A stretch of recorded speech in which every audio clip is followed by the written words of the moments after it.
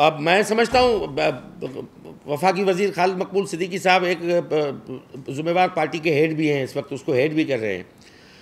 मुझे नहीं पता कि वो सिंध के हवाले से क्या इक़दाम उठा रहे हैं, क्या कर रहे हैं। मेरे साथ उसकी सबसे बड़ी मिसाल ये है कि आज तक कराची में होते हुए भी उसने नहीं पूछा कि बेटा आपका हाल क्या है, आप सिंध में बैठे हुए हो, मैं आपका बड़ा हूँ, इस्लामाबाद कब में वफाकी वज़ीर होकर बैठा हूँ, और कराची जो है वो सिंध का हिस्सा है, सिंध की शहर है, सिंध का कैपिटल है।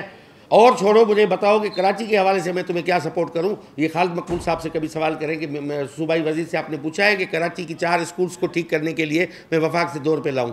हम चीखे सारे मारते हैं, ओन कोई नहीं करता मेरे भाई। कोई भी निज़ाम कभी दुनिया का मुझे आज बता दें ओनरशिप के बगैर नहीं चलता। सिंगापुर में सारे लोग जो है वो सिगरेट पी के और पान खा के रास्तों पर अगर थूकते जाएंगे तो सिंगापुर क्लीनेस्ट सिटी दुनिया की नहीं होती। वो लोग कोऑपरेट करते हैं, वो नहीं करते, वो ओन करते हैं कि रास्ता हमारा है, ये अस्पताल हमारी है, ये स्कूल हमारा है, इस पे गरीबों के बच्चे पढ़ते हैं, इसको हमें ओन करना है। जो सिंध में 12वें नंबर पे जो डिस्ट्रिक्ट है, सिंध की अपनी जो रैंकिंग है उसमें पहले जो नंबर पे Korangi, Karachi central, Karachi east, Hyderabad, Karachi south, Karachi west, Sukkur, Malir, Khairpur Mir, Larkana. उसके बाद 12वें नंबर पे जो प्रायोरिटी पे जो आता है लर्निंग आउटकम में सिंध में जो आता है वो आता है नौशहर फ़ेरोज़। और नौशहर फ़ेरोज़ जो है वो पाकिस्तान की जो इंडेक्स है उसमें 69 नंबर पे है आउट ऑफ जो 134 स्कूलों में से। मगर वो पंजाब के 70% स्कूलों से आगे है। नौशहर फ़ेरोज़ 70% स्कूलों से लर्निंग आउटकम में आगे है। KP के फ़कत 4 अजला हैं जो नौशहर फ़ेरोज़ से आगे हैं।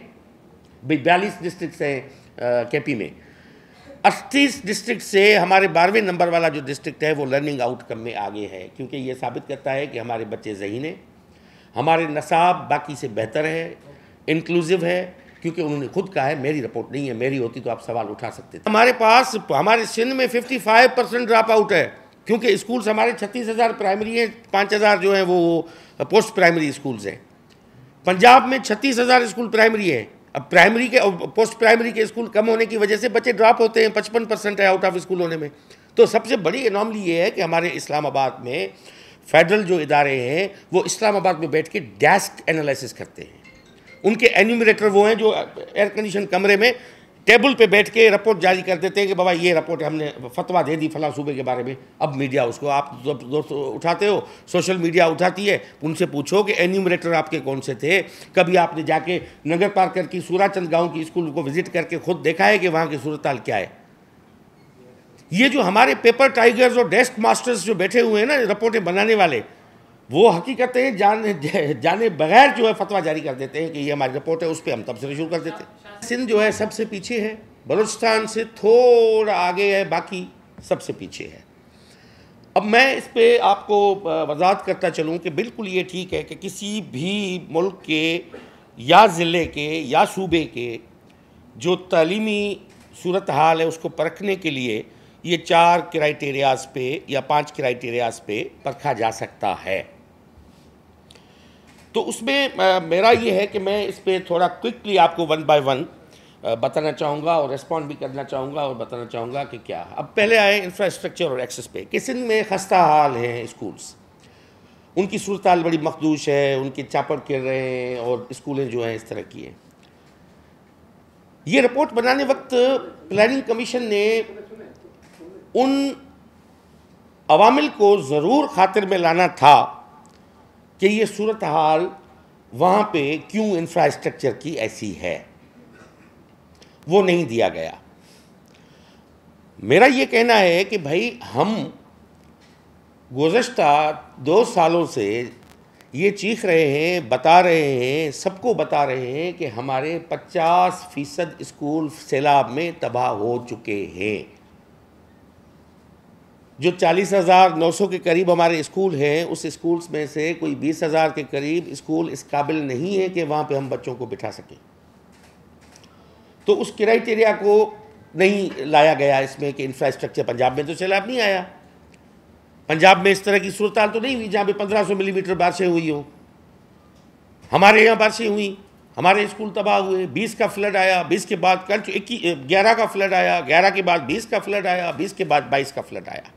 4000 के करीब स्कूल टैकल कर पाए हैं। मज़ीद हमारे पास 16,000 स्कूल का बैकलॉग मौजूद है।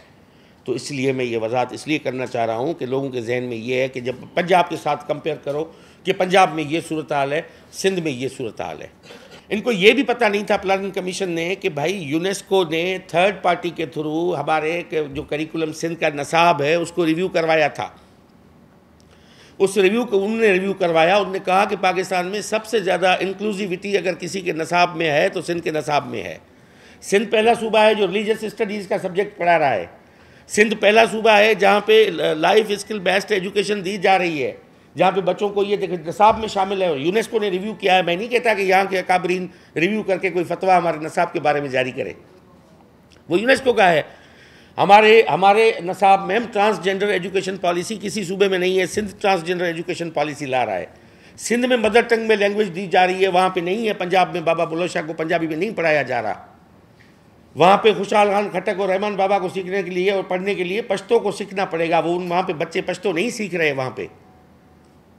यहाँ पे उर्दू भी है लाजम, सिंधी भी लाजम है, और यहाँ पे हमारे बच्चे पढ़ रहे हैं। इसमें कोई शक नहीं है कि हम इस हवाले से पीछे हैं। ये तो एक स्वीपिंग स्टेटमेंट है कि सिंध को मिलाइन करने के लिए देने के लिए वो एक रिपोर्ट जारी हो जाती है, फिर उस पर मीडिया पे रिपोर्ट्स बनना शुरू हो जाती है, मगर उसमें ये शामिल नहीं किया जाता कि उसके अवामिल क्या क्या है। इसमें नहीं, हम अपनी गलतियाँ तस्लीम नहीं करेंगे। मेरी डिमांड रही है हमेशा कि हम इसको इंसाफ कैसे हो बच्चों के साथ, क्योंकि ये मसला चीटिंग और फेवरटिज़म और अपना नवाजी ये सिंध का फ़कत नहीं है, पंजाब का है। आप गूगल करके देख लें कि पंजाब के मिनिस्टर ने एग्जामिनेशन के दौरान खुद जाके विज़िट किया था। उसने तस्लीम किया कि हमारे स्कूल बिकते हैं, वहाँ पे चीटिंग होती है और सारी की सारी ये होता है। वो उसका मकसद ये नहीं है कि कोई एक रिस्पॉन्सिबल है, निज़ाम की ख़राबी है।